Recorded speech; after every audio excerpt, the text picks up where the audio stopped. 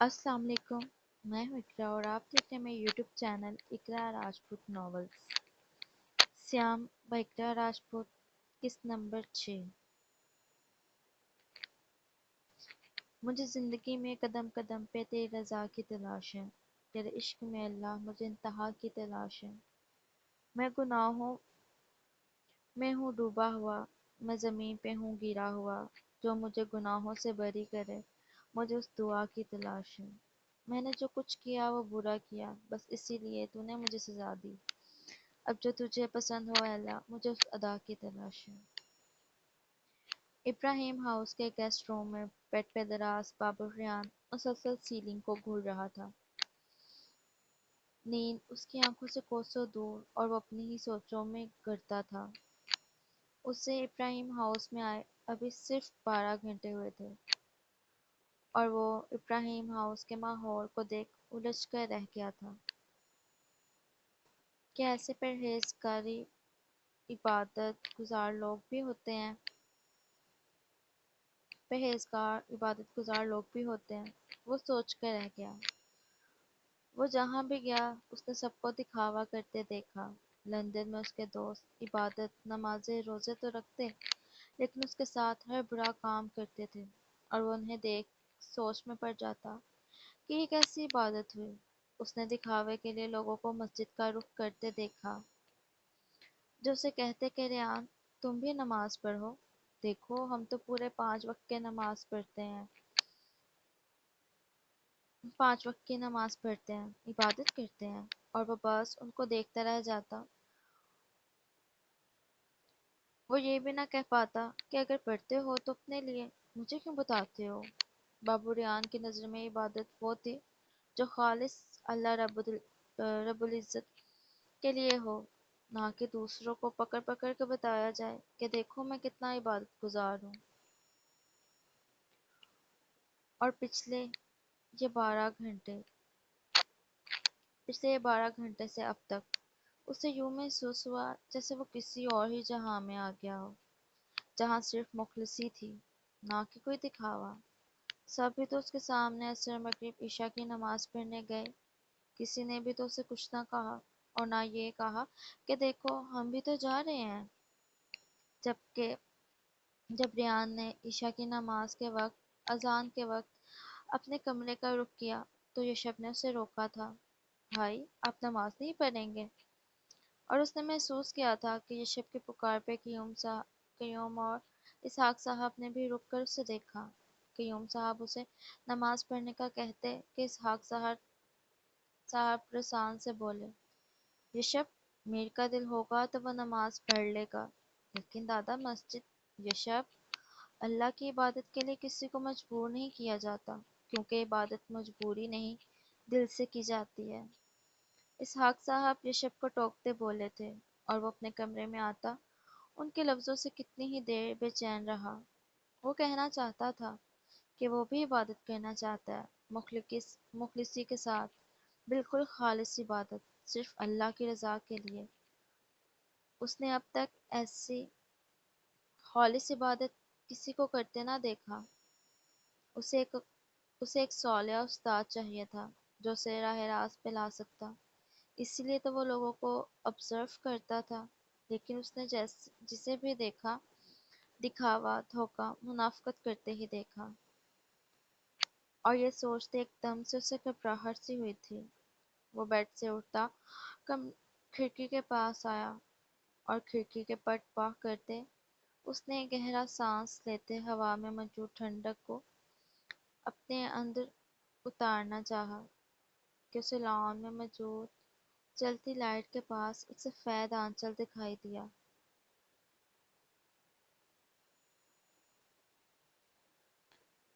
जिस पर उसने बेख्तियार रात के इस पहर आसमां पे फैली स्याही को देखा और फिर दोबारा उस तरफ जहां वो आंचल नजर आया था। आखिर इस वक्त कौन हो सकता है? बड़बड़ाते उसकी नज़र वॉल क्लॉक पे गई, जो सुबह के 3 बजे का वक्त बता रही थी।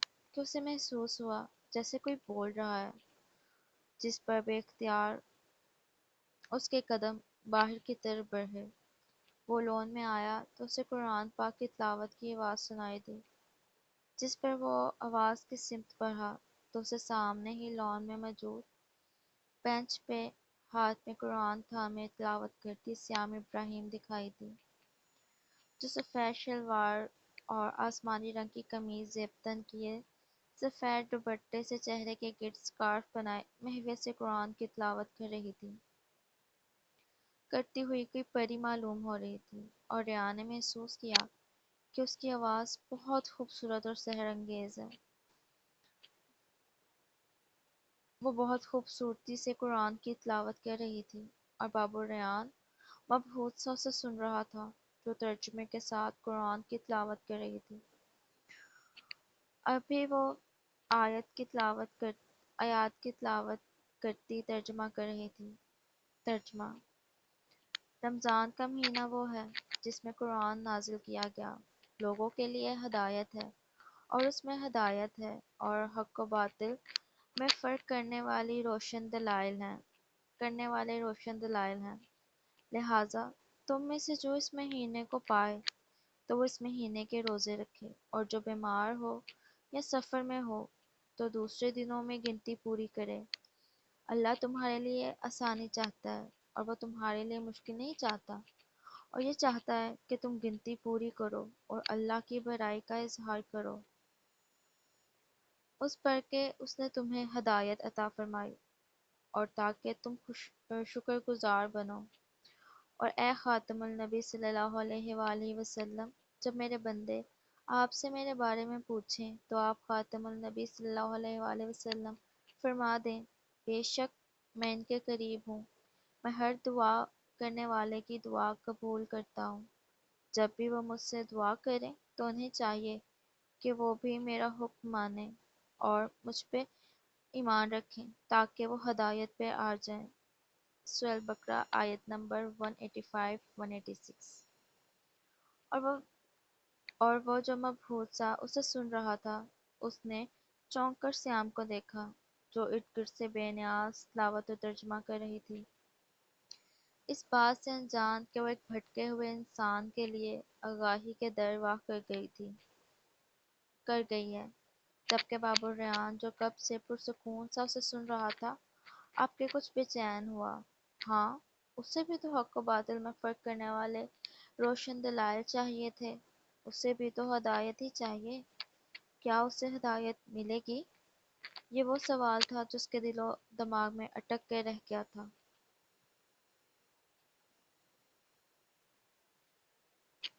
سب سحری کے لیے ڈائننگ ٹیبل پہ موجود تھے، جبکہ ریان کو وہاں آتے دیکھ قیوم صاحب نے حیرت سے اسے دیکھا، کیونکہ وہ اپنے پوتے کو اچھے سے جانتے تھے کہ وہ روزہ نہیں رکھتا۔ جان تو اسے قیوم صاحب کی باتوں سے اسحاق صاحب بھی گئے تھے، اسی لیے اسے دیکھ ان دونوں نے ہی حیرت سے ایک دوسرے کو دیکھا تھا، لیکن وہ ان دونوں کو کچھ بے چین و مضطرب سا نظر آیا۔ میر بیٹا، رات کو نیند تو ٹھیک سے آئی نا؟ اسحاق صاحب نے اسے دیکھ پوچھا، جس پر اس نے چونک کر انہیں دیکھا، پھر ہولے سے سر اس بات میں ہلا گیا۔ اب وہ انہیں کیا بتاتا کہ اسے سکون کی نیند تو کیا کبھی سکون ہی میسر نہیں آیا، اور تھوڑی دیر پہلے جو اسے سکون میسر آیا اس کے بعد وہ مزید بے سکون ہو گیا۔ بابو ریان، کیا تم روزہ رکھو گے؟ قیوم صاحب نے اسے سحری کرتے دیکھ پوچھا، جس پر وہاں موجود رشب اور سیام نے نہ سمجھی سے ان دونوں کی طرف دیکھا، جبکہ وہ ان کے یوں مخاطب کرنے پر مدھم سا مسکرایا۔ وہ اس کا پورا نام اس وقت ہی لیتے تھے جب وہ اس کی کسی بات کو لے کر اس پہ حیران ہو یا غصہ، اور اس وقت ان کے لہجے میں حیرت نمایاں تھی، جس پر وہ ان کی طرف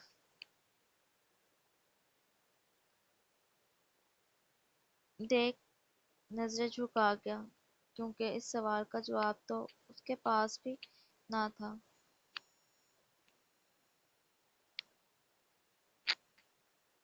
سحری کرتے یشب، اسحاق صاحب اور قیوم صاحب نے مسجد کا رخ کیا، جبکہ سیام جو ڈائننگ ٹیبل سے برتن سمیٹ رہی تھی، اس نے حیرت سے لان میں بیٹھے ریان کو دیکھا اور پھر وال کلاک کو، جہاں ابھی اذان فجر میں کچھ وقت تھا، جسے دیکھ وہ دوبارہ اپنے کام میں مصروف ہو گئی۔ برتن سمیٹنے اور کچن صاف کرنے کے دوران ہی اذان بھی ہو گئی تھی۔ وہ تمام کاموں سے فارغ ہوتی، کچن سے نکلتی، نماز ادا کرنے کے لیے اپنے کمرے کی طرف بڑھتی کہ لاؤنج میں کچھ دیر پہلے والی پوزیشن میں ہی بیٹھے ریان کو دیکھ ٹھٹکی۔ وہ اس کے پاس آئی تھی۔ آپ مسجد نہیں جائیں گے؟ کیوں؟ وہ جو اپنی سوچوں میں گم تھا، سیام کی آواز پہ غائب دماغی سے اسے دیکھنے لگا۔ نماز پڑھنے کے لیے؟ سیام اس کی غائب دماغی محسوس کرتی اس کے سامنے موجود صوفے پہ بیٹھی۔ نہیں۔ ریان کے یک لفظی جواب پر سیام نے حیرت سے اسے دیکھا۔ کیوں؟ یہ مرد مسجد کیوں جاتے ہیں؟ ریان اس کا یک لفظی سوال نظر انداز کرتا بولا، جس پر سیام نے الجھ کر اسے دیکھا۔ باجماعت نماز ادا کرنے؟ مسجد کیوں جاتے ہیں مرد؟ اس کی محبت میں جاتے ہیں یا اس کے بندوں کو دکھانے کے لیے؟ ریان کا سوال بالکل غیر متوقع اور الجھا دینے والا تھا، جس پر سیام نے جھٹک کر اسے دیکھا اور اسے جیسے سمجھ آ گئی کہ وہ کس کی بات کر رہا ہے۔ اللہ کی محبت میں جاتے ہیں؟ نہیں، اگر محبت کرتے تو خالص عبادت کرتے، نہ کہ اس کے بندوں کو جتاتے یا اس کے ساتھ منافقت کرتے۔ ریان نے اسے دیکھا، جس پر ان دونوں کی نظریں ملی تھیں، اور سیام کو اس کی گہری بھوری آنکھوں میں کیا کچھ نظر نہ آیا تھا۔ بے چینی، اضطراب، بے سکونی، اور سیام کا دل چاہا وہ اسے پرسکون کرے، اس کی بے چینی، اضطراب سب ختم کر دے۔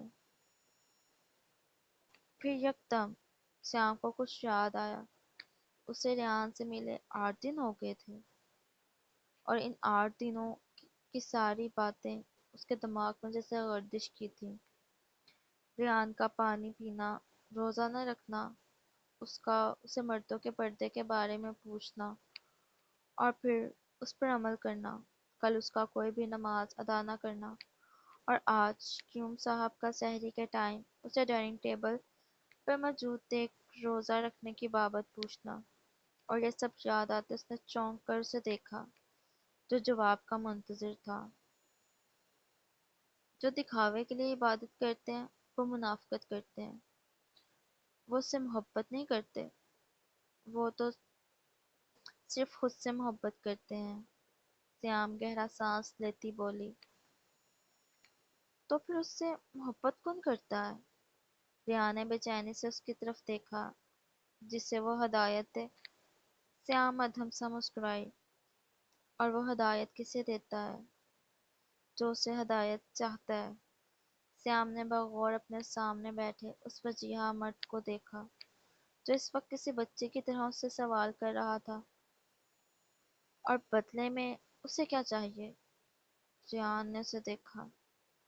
بدلے میں وہ بس یہ چاہتا ہے کہ اسے ہدایت چاہنے والا، اس پر ایمان رکھنے والا اس پر ایمان رکھے، اس کے نبی حضرت محمد صلی اللہ علیہ وآلہ وسلم کے خاتم نبی ہونے پر ایمان رکھے، اس کی پیروی کرے تاکہ وہ ہدایت پر آ جائے۔ سیام نے نرم سی مسکراہٹ کے ساتھ کہا، جس پر ریان نے اسے دیکھا۔ کیا وہ ہم سے اتنی محبت کرتا ہے کہ بدلے میں ہم سے ہمارا بھلا ہی چاہتا ہے؟ وہ اسے سوال کر رہا تھا کیونکہ اسے یقین ہو چلا تھا کہ سیام ابراہیم دوسروں کی طرح اسے جج نہیں کرے گی۔ وہ ہم سے 70 ماؤں جتنی محبت کرتا ہے، اتنی کہ وہ ہماری شاہ رگ سے بھی زیادہ ہم سے قریب ہے، اور جو اس سے محبت نہ کرے؟ ریان کے سوال پہ سیام نے اسے دیکھا۔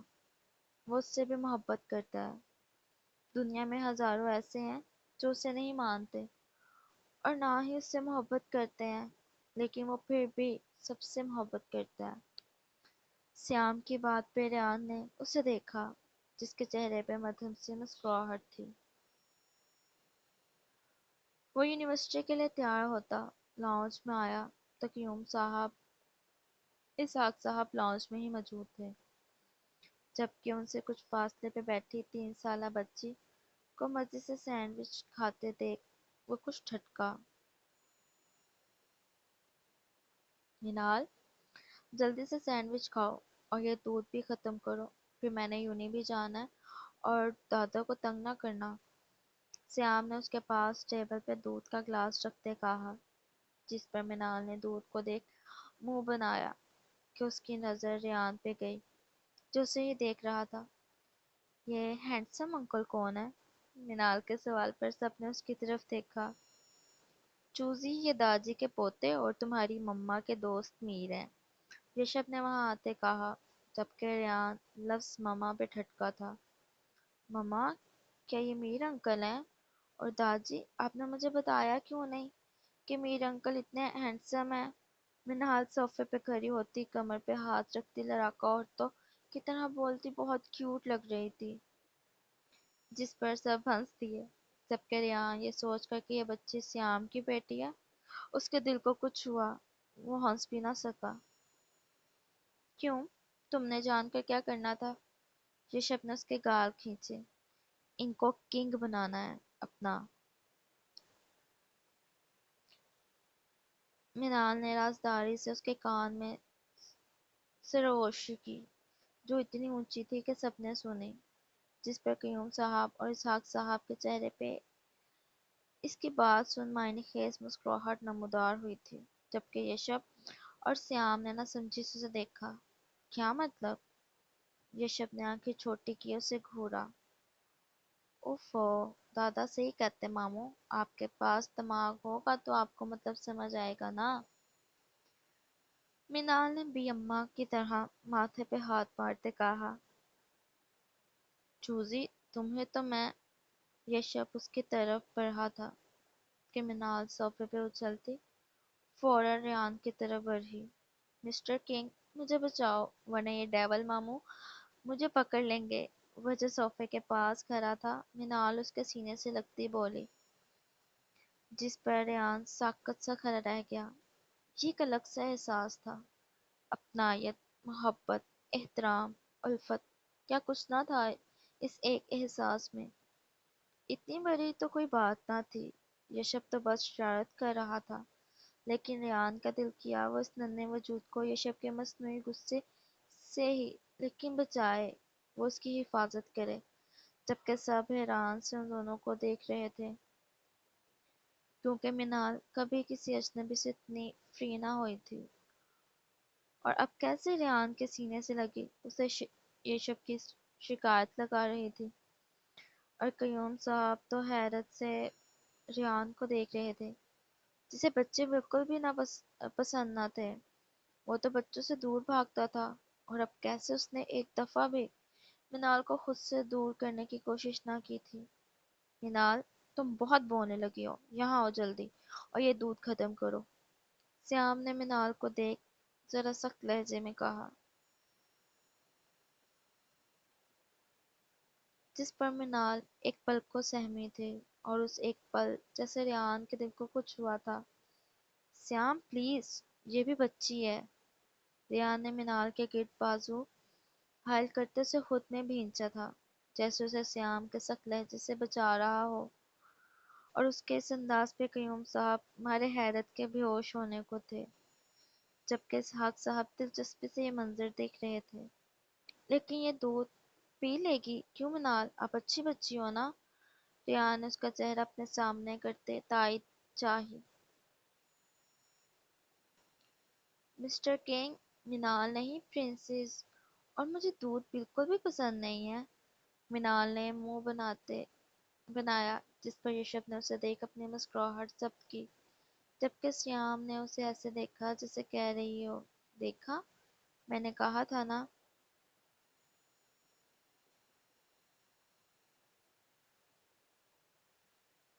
اچھا، آپ کو سب سے زیادہ کون سا فروٹ پسند ہے؟ ریان نے کچھ سوچتے اسے پوچھا۔ مجھے اسٹرابیری بہت پسند ہے۔ मिनाल मिनाल जोश से बोली, जिस पे वो मुस्कुराया था। स्ट्रॉबेरीज होंगी?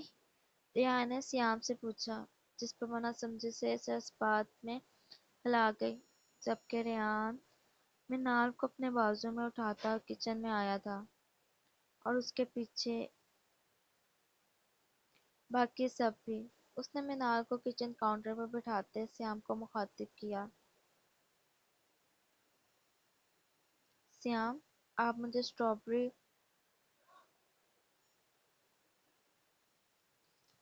श्याम, आप मुझे स्ट्रॉबेरी, कंडेंस मिल्क और दूध निकाल दे फ्रिज से। और श्याम से उस बात में हिलाते फौरन फ्रिज की तरफ बढ़ी। जबकि रेहान ने काउंटर पे एक साइड पे मौजूद ब्लेंडर को अपने सामने रखा। इतने में श्याम भी सब चीजें उसके पास रख चुकी थी, जिस पर रेहान ने चंद स्ट्रॉबेरीज लेते उन्हें धोते ब्लेंडर में डाला और थोड़ा सा कंडेंस मिल्क और दूध डालते उन सबको ब्लेंड किया।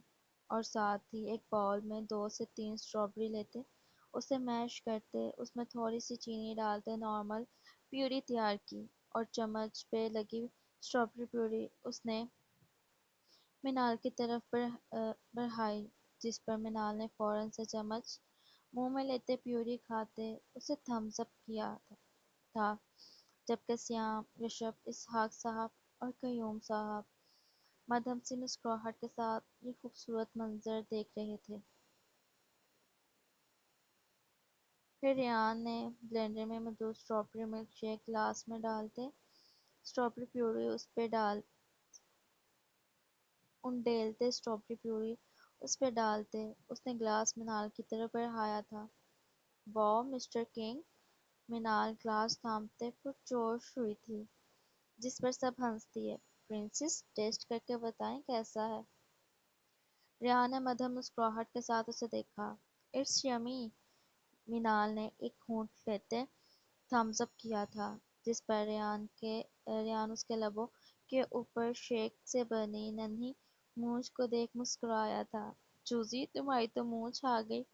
ये शब्द ने उसे देख अपनी मुस्कुराहट जब्त की थी, जिस पर मीनाल ने फौरन से अपनी जुबान से होंठ लिक किए थे। जबकि उसकी हरकत पर सब मुस्कुरा दिए। कितने प्यारे लग रहे हैं ना दोनों। इसहाक साहब ने रेहान और मिनाल को देख कयूम साहब से कहा, माशाल्लाह। वैसे ये पहली बार है जो रेहान ने किसी के लाड उठाए हैं। कयूम साहब मुस्कुराए थे। भाई, अब मिनाल के लाड तो उसने उठाने ही थे ना। उठाने ही थे, क्यों? इसहाक साहब ने उन्हें देखा और फिर दोनों ही हंस दिए थे। जारी है। प्लीज़ मेरे चैनल पे जितने भी नए आने वाले रीडर्स हैं वो चैनल को सब्सक्राइब ज़रूर किया करें और लाइक भी किया करें, क्योंकि आपके एक लाइक से मुझे बहुत मोटिवेशन मिलती है। कमेंट करके अपनी राय का इजहार भी करें कि आपको नॉवल कैसे लगा और आज की एपिसोड कैसी है। Please like share comment and subscribe my channel to get every new videos up. Thank you.